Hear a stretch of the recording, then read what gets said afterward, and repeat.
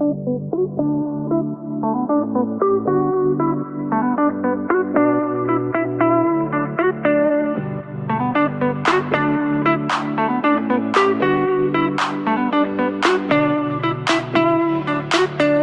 the Road to World Cup 26 podcast, your deep dive into everything FIFA World Cup every single week. Part of the Global Sports Podcast Network. You're listening to Road to World Cup 26. This time next week, it'll all be over, mate. It'll all be over. All of this hard work, Ken, that we've put in over the last year and a half will be done and dusted by Sunday night, my friend. And that will be that. Yeah, but like it never happened. Like it's just a big dream that we've had for the last 15 months. Nightmare. Well, it has been a dream. It has been a dream. Thanks for joining us. My name's Nick Britten. As always, I'm your host, joined by Ken Davies. I've just had a very nice few days away in Spain, Ken. Oh, very nice. Where were you, by the way? Well, I was about 40 minutes away from Malaga, just sort of up the coast a little bit. Yeah. And included watching the Spain game against whoever they played. I can't remember. Portugal, mate. They played Portugal. No, they didn't. They played Belgium. You're right. Yeah, and they played Belgium. I did actually watch the game, but then again, I was in a hotel in Spain. The sun was shining and the beers were flowing. So you know how it is. Actually, in the hotel we were in, which was full of Spanish people, they had the game on two massive big screens, and the game was watched in near silence. Place was packed, watched in near silence, which was not the case when England turned up and played on Saturday night. Is this simply a reflection of Spain supporters' television habits, in the sense of they just tend to watch it from a kind of a quiet perspective rather than going crazy? But they were still into it, but they were just concentrating on the game. Oh, they were massively into it. Yeah, they're massively into it. I mean, when the goal went in, obviously everybody stood up and cheered politely, and when England played, it was all a bit chaotic. I'm not going to lie. So it's good. Pretty normal, isn't it? Yes, nice few days away. Hence the reason we've not been podding. I did one on Thursday on my own because you were disappeared again, and went over to Spain, watched all 4 of the games, and I've come back again. Very good. Just in time for another Spain game. Yeah, just in time. Yeah, I did it. I should say, by the way, I landed late last night and pretty much immediately have driven north for work reasons. So I haven't got my usual microphone, so I'm just on my laptop. So if the sound sounds a little bit tinny, that's because I'm just working on the road, as it were. But tonight is the sounds better, to be honest. Quite honestly, sounds a lot better. I've got a good setup. I've got a good setup at home, and what you're saying is this sounds better. Right. Spain versus France and England versus Argentina. Let's start with Spain versus France because it's a little bit later on today. What are you thinking here, mate? Because my general sense is that Spain haven't impressed during this World Cup. They haven't really excited me. I found their football quite dull, if I'm honest. Effective, but dull. Lamal, who I was really looking forward to seeing, I think hasn't really got going. We've not seen a superstar performance. And they have flattered to deceive, is my opinion. Yeah. What about you? It's similar. I think Spain they've got some issues, Spain, in the sense of the possession figures are very high, as you'd expect. Technically they're very, very good. They're just not very dynamic. Really, what's got them to where they are is a very effective defence and a very effective, operation against the counter-attack and very effective against the transition, which will be in their favour against France. But essentially, so they've only conceded 1 goal in the whole tournament, but essentially they've been getting through in late goals. They've generally won by 1 goal. It's just been enough, but it's not inspired anyone. So, a different Spain's got to turn up tonight. Everyone's talking about this about the French attack against the Spanish defence, and there's a lot to that. I just don't think Spain will have enough. I just don't think they'll have enough potency to see him O-line here. I think France will. Well, I agree with you. I mean, they've relied on Mikel Merino to become their super sub. Yeah. He scored very late goal against Belgium at the weekend, which in a game when you're just kind of looking at it and going, wondering where it's going to go. Scored an even later goal and again a very drab affair against Portugal, which Spain won 1-0. I mean, that really was a ball fest. Yeah. And you're right. I mean, they have hundreds and hundreds of passes, but I sense football's moved on. Yeah, it has. I think football has moved on from that pass, pass, pass, pass, pass, pass, Tiki-taki. pass, tiki-taki, tiki-taka, tiki-toki, tiki type of football. And this World Cup particularly, teams are getting it forward quicker. Yeah. They're relying on long balls more. Yeah. And yeah, I just feel that the revolution is over for Spain. And we're seeing it. They're not a good side to watch. I'm not going to lie. As Do you much imagine as we we can see it in the admire, Premier League, and we've seen it in the Premier League. The emphasis on set pieces, emphasis on a slightly more direct style of play. It is football cyclical. These things come and go. At the moment, you see a movement towards that side of thing. The Premier League is seeing it in the World Cup. This World Cup's been much more like that. yeah, I think so. Yeah. No, I think so. But we know what a good side they are. We know technically they're great. I mean, I don't want to sound like I'm doing them down because we know how good they are technically. They've got a brilliant midfield. They've got the players. It's just not really happening. I don't think. No, I can't see it. The one thing I It's not think is that going to good. be really interesting to watch is that Spain play a very high line, and against France's front four, if you like. Elise, who has been amazing actually. I think Elise has been a real star of the World Cup. Mbappe obviously goes without saying. Dembele has been amazing, and Doué. That is a very hard top four to play a high line against, and if they insist on that, I think they're going to get caught out a few times. So, what's your prediction? Well, I can't. I just can't see Spain doing enough. I think it'll be tight. I think both sides will probably not not worry too much about taking the game to each other. It could be quite a cagey, dour first half. But I just think as the game goes on, France have got too much in their locker. And I've said it sort of game after game, round after round here, that nothing has dissuaded me from my view at the start of the tournament that France are the team to beat. I think they've lived up to their billing. The players you highlight, I mean, people are talking about Elise as being the best player in the world right Yeah. now. And Dembele started scoring goals, having not scored for such a long time. And Mbappe's lived up to his reputation. You've got Doué, who's playing really well. Kone's playing. I mean, you've got players all over the pitch who are playing really well. And I think Spain. I think you said it, potency. I just don't think they've got the potency. Yeah, and Lamine Yamal, of all the great superstars of this World Cup, they've pretty much all turned up. Ronaldo, questionably, maybe not. But Lamine Yamal hasn't quite. I mean, he was 19 on Monday. I mean, you've got to remember that. I mean, he was 19 on Monday. Well, also, yeah, and also he missed the end of the last season Yeah, with a hamstring injury. He's come this into it late. next World Cup, he's going to be a huge star. No one would swap him for Mbappe right now. France have just got better options in terms of unlocking the door, I think, than Spain have. So, do you think it'll go to? Do you think it'll be all over in 90 minutes? Do you think it'll be an extra time?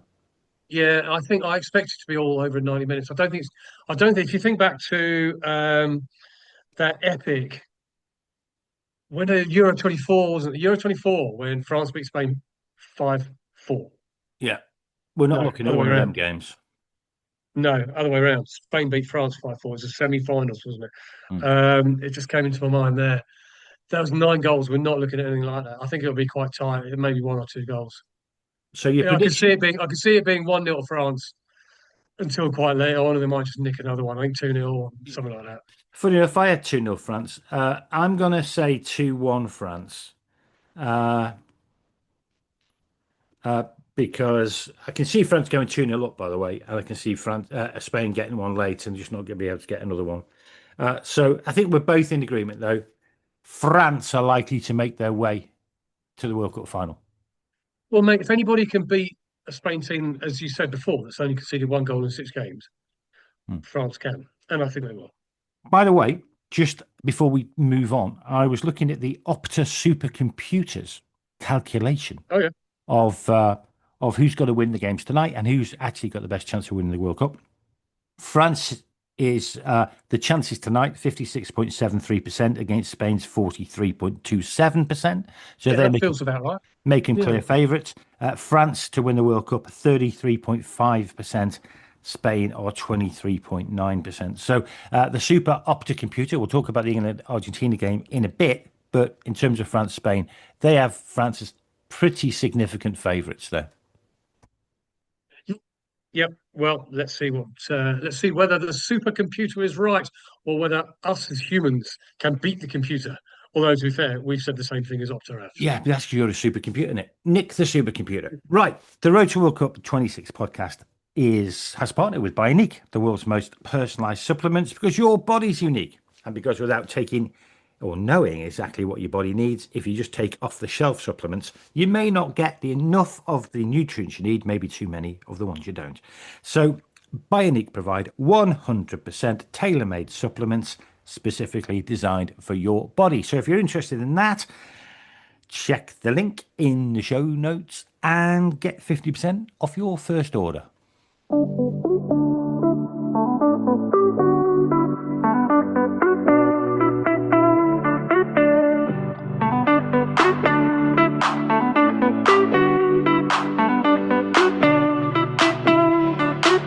It's the Road to World Cup 26 podcast, your deep dive into everything FIFA World Cup every single week.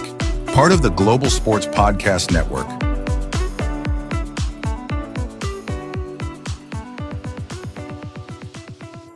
Yeah, you're listening to Road to World Cup 26.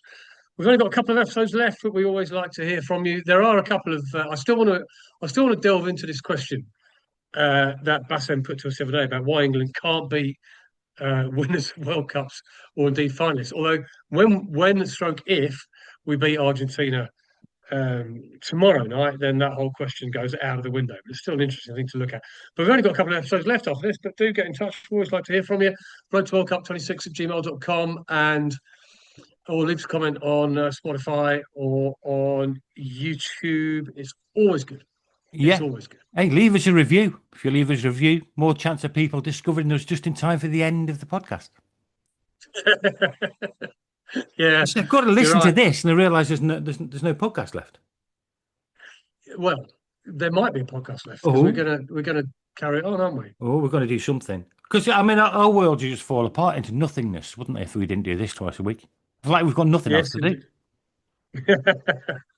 Yeah. Okay. Well, speak for yourself. I've got lots to do, but I like to squeeze in the pod. We know how much you like to squeeze things in, mate. This might as well just get them out before the end of the series, haven't we? All these innuendos. Well, hey, I wouldn't do like that because the last time you got it out, I had to call the police. Moving on. Yes, let's move on. England versus Argentina. First time ever, Lionel Messi has faced England. Or indeed, more importantly, the first time ever England have faced Lionel Messi. The one of the great stars of the tournament, but also increasingly, game after game, the subject of online conspiratorial theories that FIFA are just doing everything they possibly can to get Argentina to win. and you look at some of the refereeing decisions and all that kind of stuff. There's a lot of that. There's a lot of people talking about that. I've been talking to a few people who don't necessarily support European teams recently, who think it's or South American teams, who think it's the whole thing's a conspiracy. Yeah, but yeah, well, they have. I mean, look, they've had some favourable decisions, but you know that's the way the cookie crumbles. Referees don't like booking Messi or sending him off today. They could have sent him off in the first game against Algeria, didn't. No, but since then, I think that's true. Since then. To be honest, look, if you want to complain about Argentina getting through, talk less about FIFA and talk more about Egypt, who are like 2-0 up and absolutely cruising before they completely collapsed in the quarterfinals to lose 3-2, with Argentina, of course, scoring 3 very, very late goals. And you know, it's one of them. Yeah.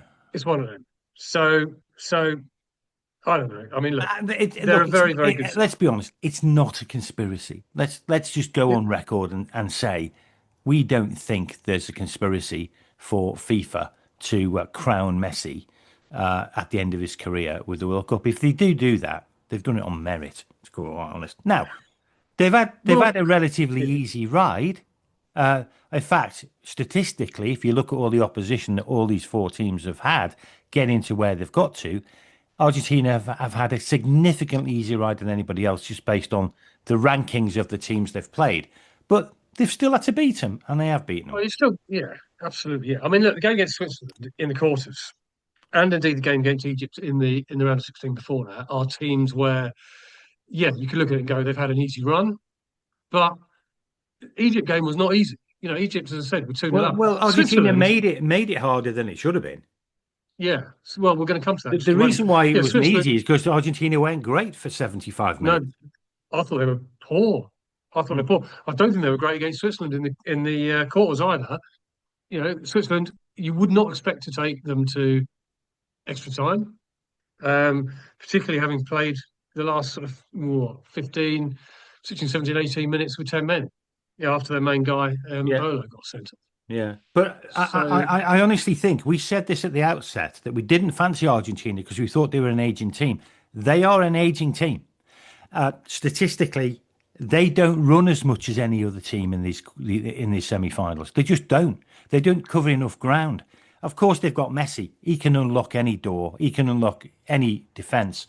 But they're just not as physically adept as other teams. France would run all over them. England have got a chance of running all over them, all through their midfield. Bellingham it's been great, long busting runs going forward. Argentina are going to struggle to cope with that. My honest view is that Argentina are a pretty ordinary team who I think are there for the taking for England. Well, interesting.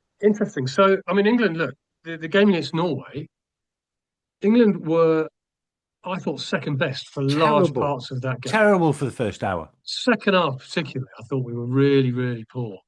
Couldn't get going. Norway were dominating us, and we got lucky. You know, they hit the bar. They had a goal disallowed, quite rightly, by the way. Quite rightly, that goal, Norway goal disallowed. I mean, but it could have been 2-0 easily, couldn't it? But it could have been 2-0 because some referees wouldn't have spotted that. Somebody else wouldn't have spotted the foul on Anderson, or some referees would have seen it and not given it, because you see lots of pushing and shoving like that at corners. As I say, hit the bar. There was a time when, you know, Haaland was free waiting for a tap in, and his teammate, I can't remember his name, was running through, didn't pass, and you just think, that was an absolute gift, wasn't it? Yet England find a way of winning these games because they've got game-changing players in moments. And we all know that football, and World Cup particularly, where games are tight, they are just decided in split seconds of games. And in the moment, can the player find the right pass? Can he hit the back of the net instead of the bar, etc., etc.? I mean, to be fair, I still think their first goal was a complete fluke. I think it was a mishit cross. It was. There's no possible way he meant that. No. Everybody, the goal scorer looked as surprised as anybody. Yeah, it's absolutely. So the question is, are England going to win this game? Are England going to beat Argentina? Yes, they are.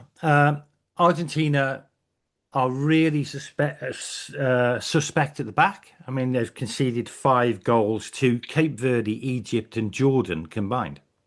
They've had a very easy run.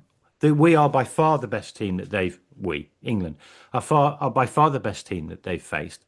I think England would just be too powerful, too skillful, have too much mobility for what I think is a pretty ordinary Argentinian side. It hasn't really changed from the last World Cup.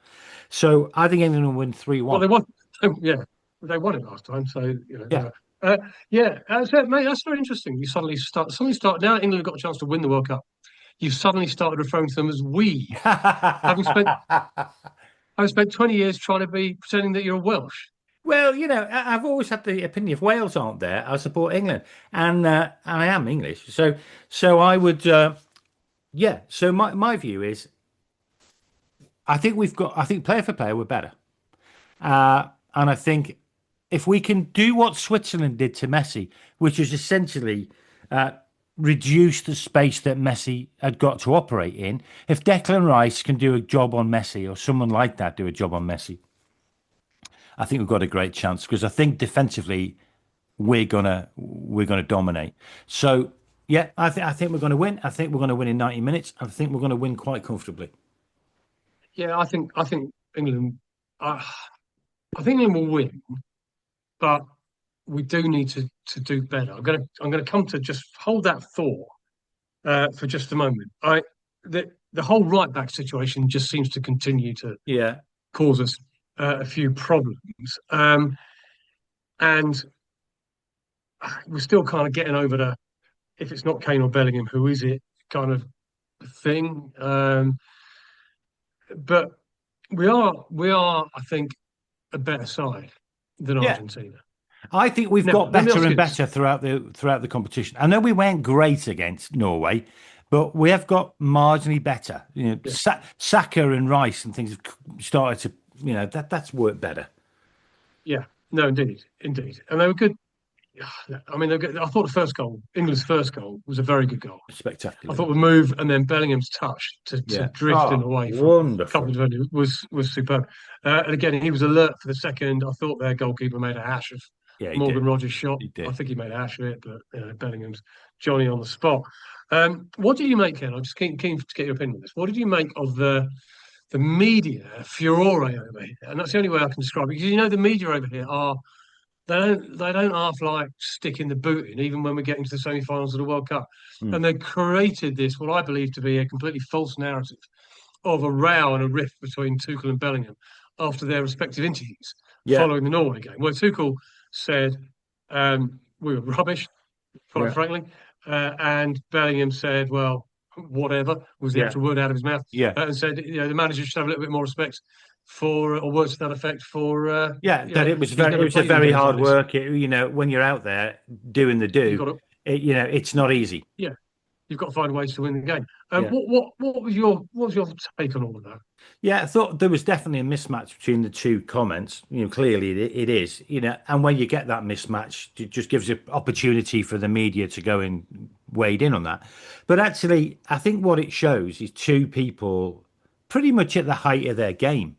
Tuchel's disappointed because Tuchel's got extraordinarily high expectations for this England team, and he's got high expectations for himself. Bellingham's just, let's be honest, he's just come off, scoring two goals. After an extra time, 120 minutes he's played or whatever he did play, and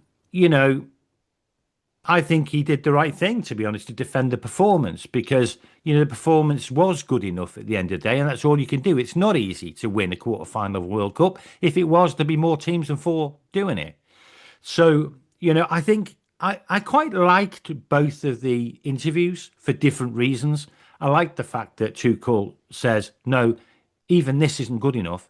And I like the fact that Bellingham's got enough about him to say, well, actually, that was pretty hard work. Let's get some credit for achieving what we've achieved. I haven't got a big problem with either, but I can see why the press are, trying to get their pen in between the two of them, if you like. Yeah, fair enough. I think they were both right. Yeah. I think what they said was absolute. Both of them were spot on. And I've been quite frustrated this week when seeing kind of TV interviews of people about the World Cup, journalists, and if I can call them that, on things like breakfast TV. I can't call some of them journalists at all. They're sort of vaguely just about presenters. Yeah. Deliberately trying to drive a wedge and deliberately trying to be negative about the whole thing.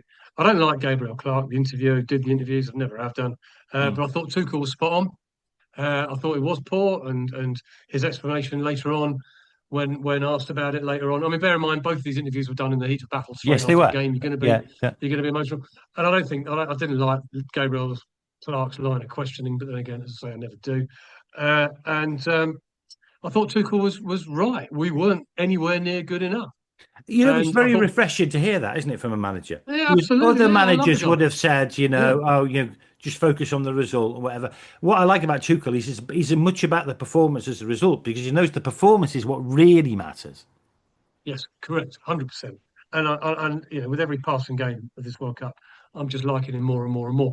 Equally, I think Bellingham was spot on, I like and I thought Bellingham. what he said was absolutely right. Sometimes you've got to win ugly. Sometimes you've got to find a way.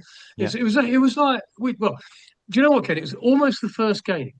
We haven't really talked about this recently, but we talked a lot prior to the World Cup about the heat affecting performances. Mm. And this was kind of one of the first games where I looked at it and thought both of these teams about half an hour ago look absolutely done in because it's over 100 degrees out there. Yeah. Yeah. And England looked tired. And I'm wondering, I'm wondering now whether as we get to the last stage of the competition, the heat is really playing up with players. Could be. That might be an advantage for Argentina, maybe. But Well, it won't be tomorrow because they're playing back in Atlanta where it's all air conditioned and nice. That's good news for England. But it's yeah. Look, at the end of the day, England have had a great run in the World Cup. Tuchel's done an extremely good job. He's relied heavily on Kane and Bellingham. Bellingham's got every right to be a little bit prickly after winning a game like that. And as with you, I see no issue on that. Two sportsmen, top of the game, with slightly different views. So what? Yeah, so what? Exactly that. Right. Before we finish off now, it's been an odd run in this podcast because it must be at least 2 episodes since we last brought up the name Gianni Infantino, either doing something controversial or stupid or ridiculous or possibly all three at the same time. But Ken, he's back, isn't he? He's back in the news. Well, he's trailing this idea that, to be honest, we were trailing about 6 months ago. In fact, the world has caught up with us a little bit, Nick, on this one, which is the 64-team World Cup, which is coming next. Obviously, primarily hosted in Spain, Portugal, and Morocco, but there's going to be a couple of games in South America just to kick it off because it's 100th centenary game, 100th years since the first World Cup. But he's talking about the 64-team World Cup, which he is a big advocate of for 2 reasons. Primarily, one, obviously, more games means more money.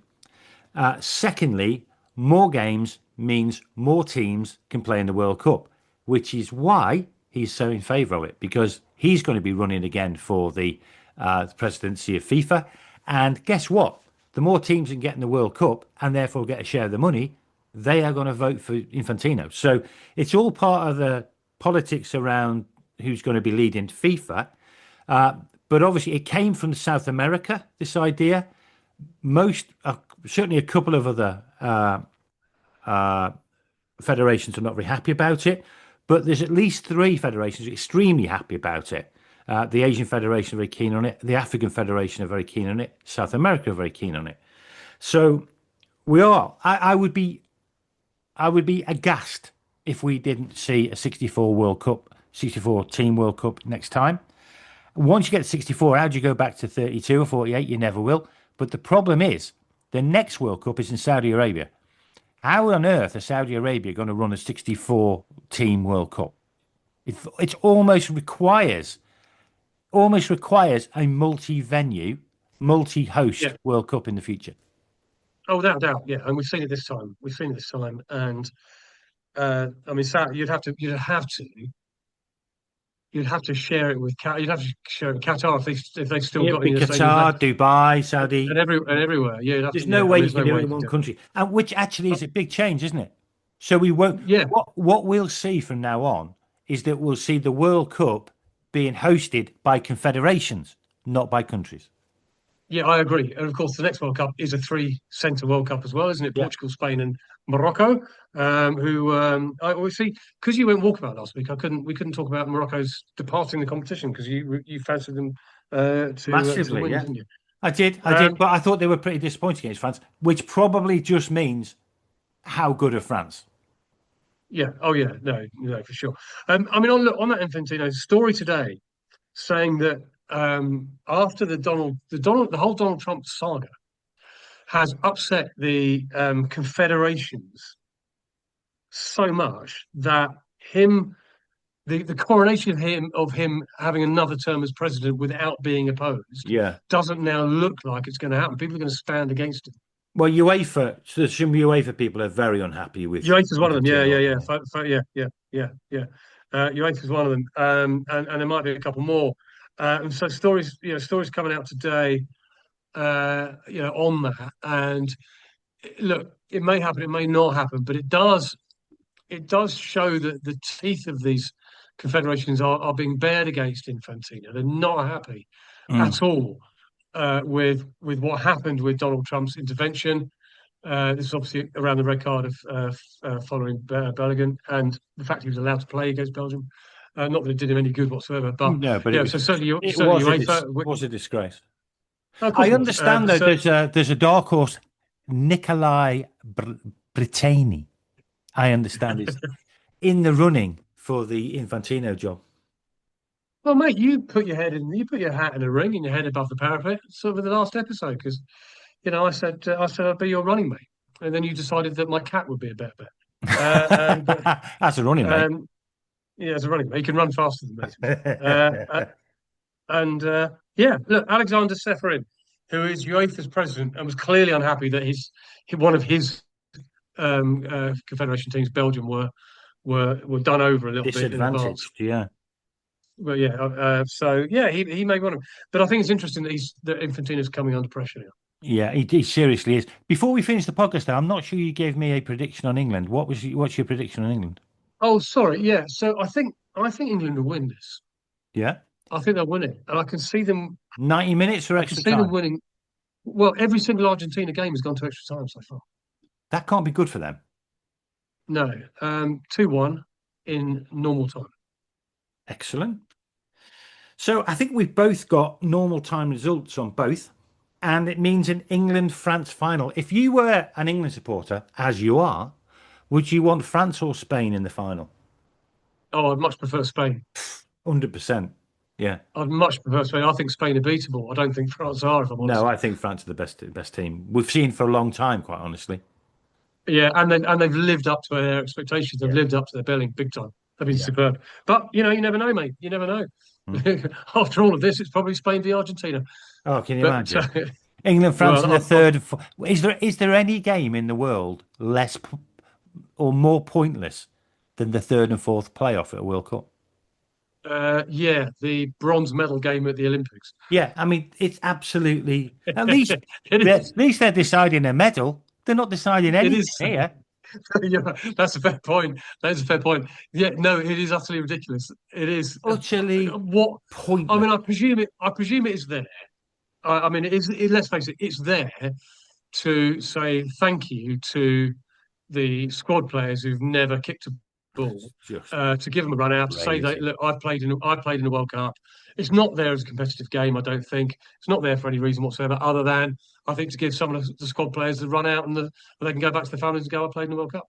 I think it's an anachronism. No, you didn't. It's something back from 1938, isn't it, and 1952 and stuff like that. That they just kept hold of. What they need to do is get rid of the third, fourth playoff. Absolutely. If I was running, or if Niccolo Brittany runs and gets that FIFA job, ban the flipping third and fourth place playoff, please. Okay, well, there you go. There's your ticket, my friend. There is your ticket. Yeah. Go for it. Right. Okay, that brings us to the end of this podcast. We will be back. We'll be back ahead of the final. We'll be back after the two semi-finals. We will see whether our predictions are right. It's very rare that Ken and I predict the same things, but we have done on this. And we'll see. We'll see who's going to play in Sunday's final. And just as importantly, if not more importantly, who gets to play in the third and fourth. Can't wait for that one. All right. So until then, enjoy France versus Spain. Enjoy England, Argentina. We'll see you on the other side. Look after yourselves. Look after each other. Goodbye. Bye-bye.